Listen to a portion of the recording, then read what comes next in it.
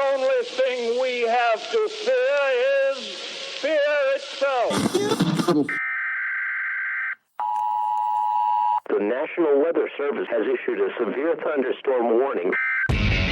Welcome to the Common Sense Practical Prepper Podcast, where prepping doesn't have to be complicated or expensive. Coming to you from a well-defended off-grid compound high in the mountains.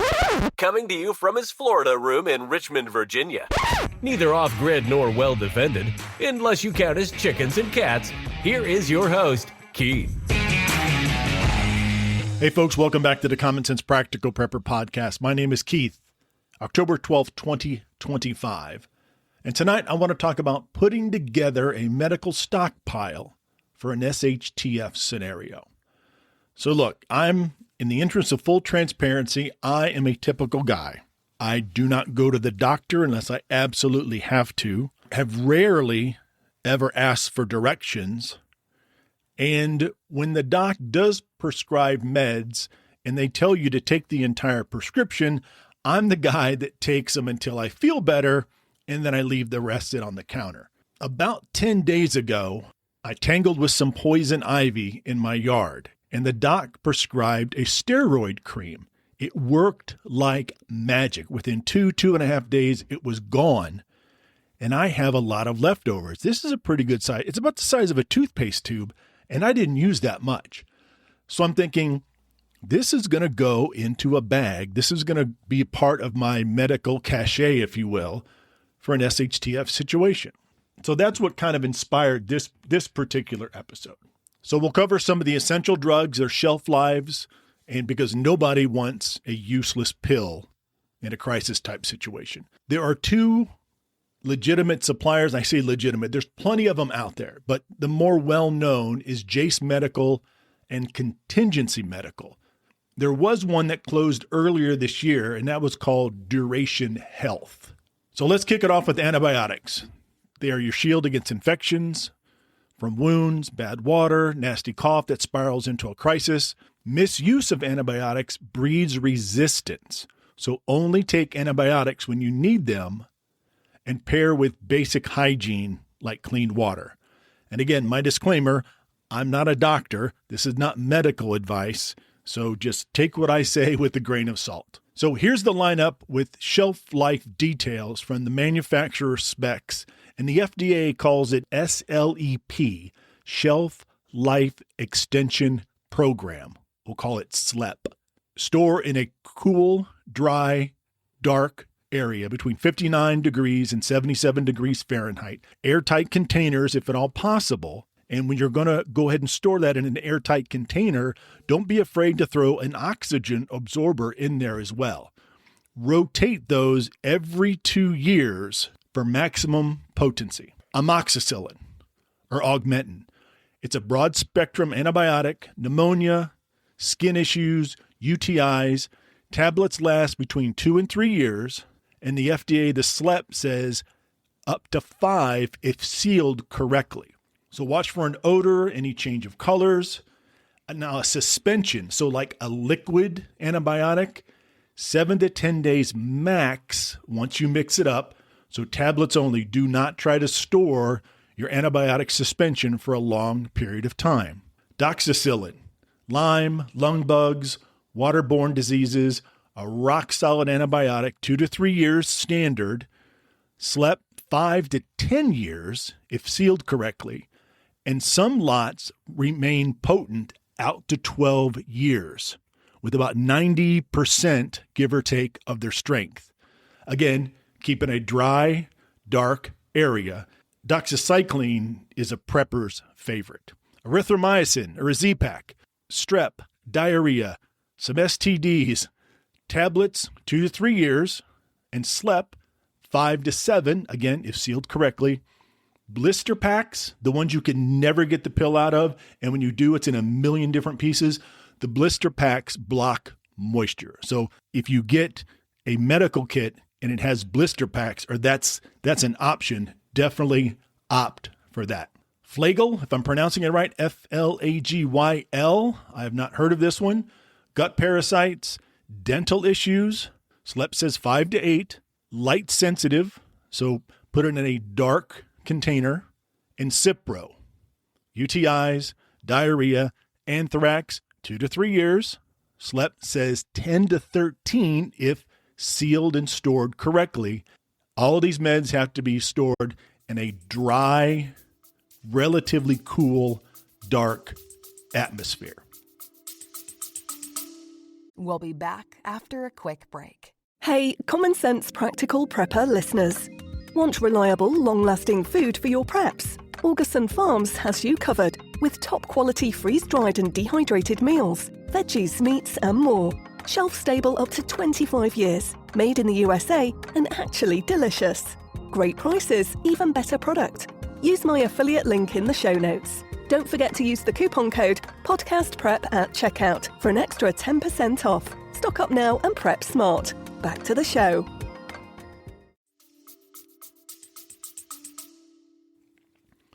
So these suppliers make it very simple. So Jase Medical in 2025, it's called the Jase case. At the writing of this script, it was $290. Packs all 5 in a teal-colored hard case, covers 50-plus infections. It's a quick online eval. Doc signs off. It gets shipped to your local pharmacy. Some of the comments and suggestions on X is that Jase's yearly family stash is shipped. No virtual call needed. No nonsense. You get what you pay for, and it's very, very convenient. So Contingency's Medical Reserve Pack, $299, basically matches what the Jase case has. Nausea, strep, UTIs, with a year-long doctor consult. Reddit calls it the sweet spot between a Jase case and then a more expensive custom kit that you would kind of piece together a la carte. And of course, Duration Health, they're out of business, but if you have one of those kits, hang on to it. You'll have to pivot to Jase or Contingency or another company pretty soon.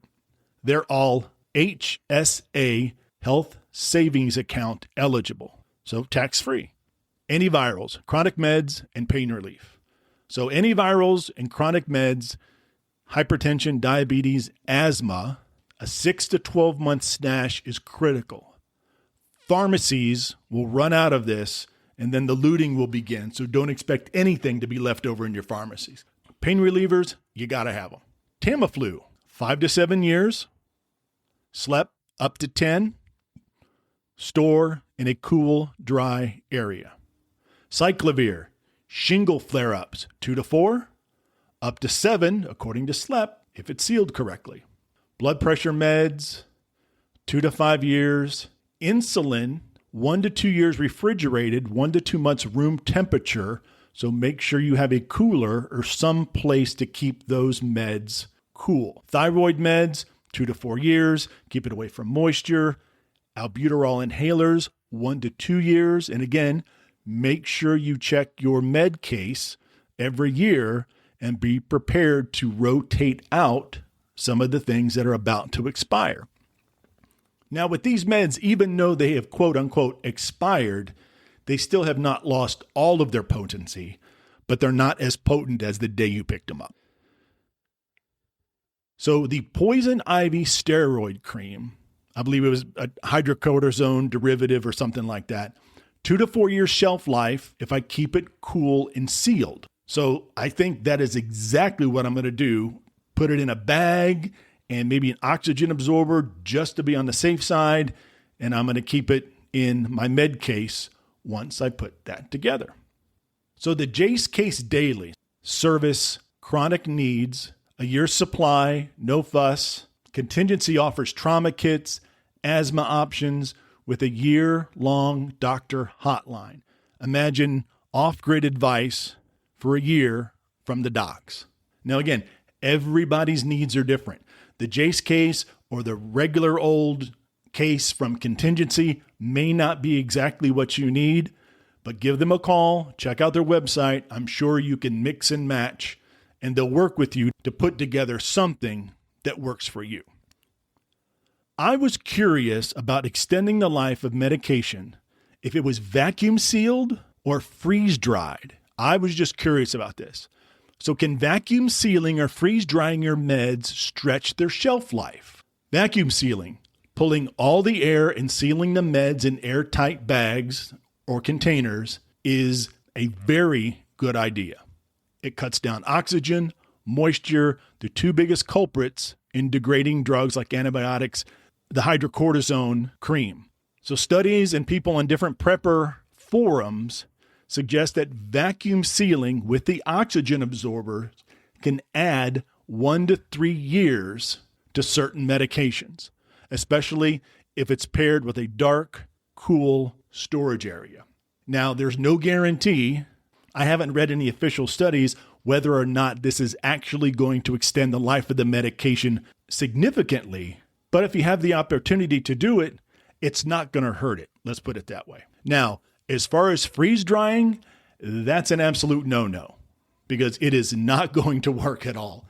I've read several things. You do not want to try to freeze dry the medication.